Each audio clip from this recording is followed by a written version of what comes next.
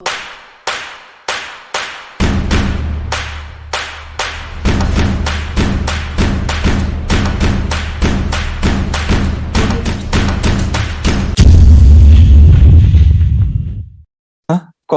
kok saya nggak bisa ini, kok saya nggak tahu gitu.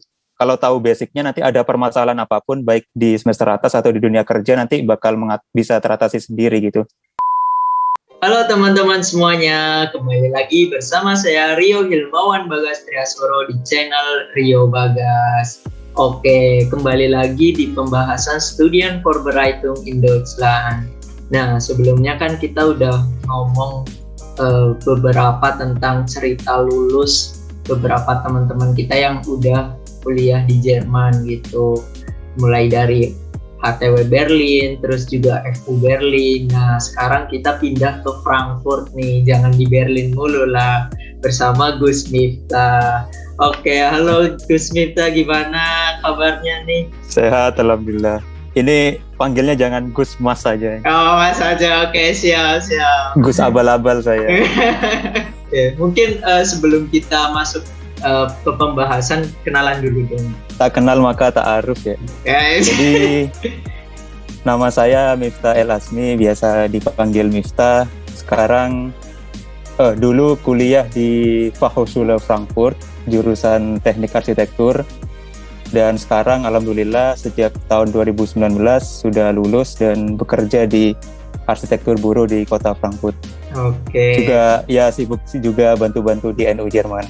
Masya Allah. Nah, ini tuh luar biasa banget nih Mas Miftah ini. Soalnya dari jurusan yang mungkin arsitek gitu yang terkenal atau bisa dibilang lumayan sulit, dan juga di Hochschule gitu, yang mana di sini tuh seperti di episode sebelumnya udah disampaikan, di Hochschule itu praksisnya atau prakteknya itu lebih banyak dibandingkan teori, dan Gus Miftah ini bisa lulus gitu, dan luar biasa. Oke, mungkin kita akan kulik cerita Gus Miftah ini dulu dari masih masa-masa kuliahnya dulu gitu. Siap.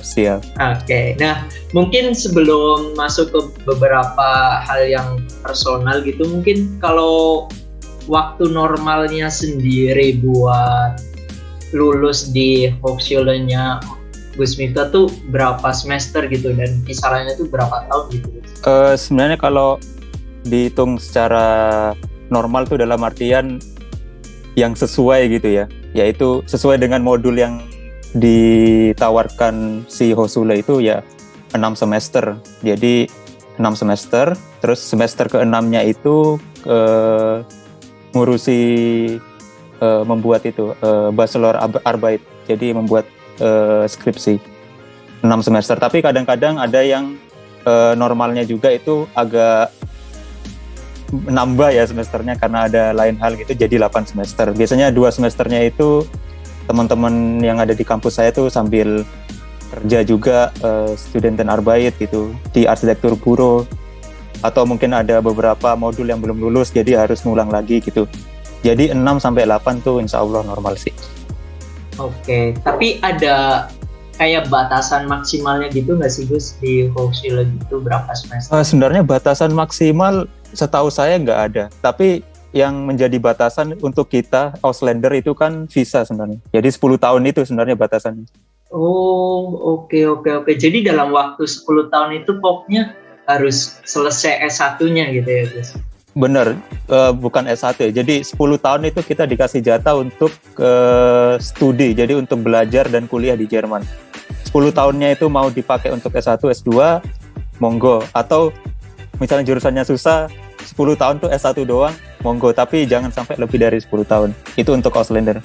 Oke, ini aku baru tahu banget sih info baru kayak gini gitu. Soalnya aku kira sih ya Gus, jadi kayak nggak ada batasannya gitu loh untuk urusan visa. Soalnya kayak istilahnya ya yang mau kuliah ya kuliah aja gitu. Jadi kayak nggak ada batasannya gitu. Oke. Tapi mungkin gini nih Gus, di per semesternya itu mungkin lebih tersibukkan dengan apa gitu. Misal semester 1 sampai 3 itu bahas tentang apa, terus semester selanjutnya itu ngapain gitu, Gus? Iya. Jadi gini ya, teman-teman yang mau kuliah gitu mungkin egal jurusan apa, jurusan arsitek atau jurusan apa, biasanya itu di semester awal 1, 2, 3 itu basic ya. Terus kendalanya biasanya teman-teman tuh yang pas di semester awal karena baru masuk jurusan, terus itu ilmunya juga nggak diajarkan di SMA kan, jadi bingung kan ini apaan gitu. Udah lagi bahasanya bahasa Jerman. Kalau bisa itu di semester awal, semester 1, 2, 3 itu benar-benar jangan main-main gitu. Ini yang sebenarnya saya sesali juga gitu. Jadi kalau bisa basicnya itu diperkuat. Jadi waktu semester atasnya itu misalnya semester 4, 5, 6 itu sudah agak menemukan masalah lagi gitu. Karena kalau orang mempelajari ilmu basicnya aja udah lemah, itu biasanya nanti di akhir-akhir bahkan di dunia kerja nanti itu akan menemukan kesulitan gitu, kayak kok saya nggak bisa ini, kok saya nggak tahu gitu. Padahal itu basic gitu. Jadi kalau tahu basicnya nanti ada permasalahan apapun baik di semester atas atau di dunia kerja nanti bakal bisa teratasi sendiri gitu. Jadi kalau bisa semester 1, 2, 3 itu basic. Biasanya kesibukannya ya seputaran itulah ilmu-ilmu basic gitu. Kalau baca Al-Quran itu iqra-nya gitu. Ya. Terus di semester 4, 5 itu biasanya udah mulai permasalahannya itu atau tugas-tugasnya mulai advance ya. Tapi udah yang namanya basic-basic itu udah mulai ditinggalkan. Dan biasanya juga karena mungkin modulnya agak dikit gitu ya di semester atas itu biasanya udah mulai cari kesibukan, anak-anak itu nyari praktikum gitu. Entah praktikumnya itu wajib atau praktikumnya nggak wajib gitu, cuma nyari pengalaman aja, atau nyari kerja di industri atau perusahaan yang ada hubungannya dengan jurusannya gitu. Kalau arsitek ya biasanya ke arsitektur buruh atau kemana gitu. Dan satu lagi di semester 4 itu biasanya ada praktikum, jadi student tuh harus selesai melakukan praktikum yang wajib gitu. Jadi itu dikumpulinnya tuh di semester 4 seperti dulu itu. Praktikum di mana, Gus? Saya praktikumnya di Baustelle, jadi di tempat konstruksi bangunan gitu. Jadi teman saya itu kerja jadi mandor, orang Turki gitu ya. Okay. Terus saya bingung mau cari praktikum di mana nih, nggak dapat. Saya bilang aja ke teman saya, boleh nggak ikut gitu? Oh iya boleh gitu. Kerjaannya ya itu kayak ngasih gambar ke tukang, terus koordinasi gitu-gitu. Sebenarnya lebih sering ikut-ikut dia aja sih. Habis itu ditraktir makan kebab. Enak juga ya. Oke. Nah, terus ngomong-ngomong tentang bicara kuliah kan nggak lepas ya namanya nilai gitu. Sebuah keharusan mendapatkan nilai yang mungkin harus lulus gitu. Nah, untuk aturan penilaiannya tersendiri itu gimana ya, Gus, dulu di kuliahannya, Mas? Ini pertanyaan yang bagus ya. Satu itu biasanya tergantung jurusan, 2 tergantung profesor gitu. Tapi saya gak akan bicara hal-hal khusus di sini, tapi gambaran yang lebih umum. Kalau di arsitek itu biasanya ujiannya itu bukan ujian tulis, itu tapi lebih banyak ujian proyek gitu. Jadi misalnya satu semester itu dikasih tugas, kamu bikin bangunan ini gitu. Nanti tiap minggu itu bakal ketemuan gitu. Jadi penilaiannya itu berproses gitu. Jadi bukan pas hari H doang, pas presentasi akhir itu bakal dikasih nilai, bukan, tapi lebih continue gitu. Jadi minggu ke-1 ketemu, minggu kedua ketemu, minggu ketiga ketemu, dan akhirnya profesor tahu prosesnya anak ini dari minggu pertama, minggu kedua, minggu ketiga, terus sampai akhir semester. Jadi makanya itu penilaiannya pun itu tidak pas hari H, tapi dilihat juga prosesnya anak ini gitu, berkembang apa enggak gitu desainnya. Lebih ke progresnya gitu ya, guys. Lebih ke progresnya. Jadi asal kita datang terus, diskusi terus sama profesor, 99,99% pasti lulus gitu. Oke. Makanya anak arsitek insya Allah asal dia rajin datang terus itu insya Allah, meskipun ya IQ-nya agak bagus-bagus amat kayak saya gitu, insya Allah pasti lulus gitu. Okay. Jadi penilaiannya dari situ gitu.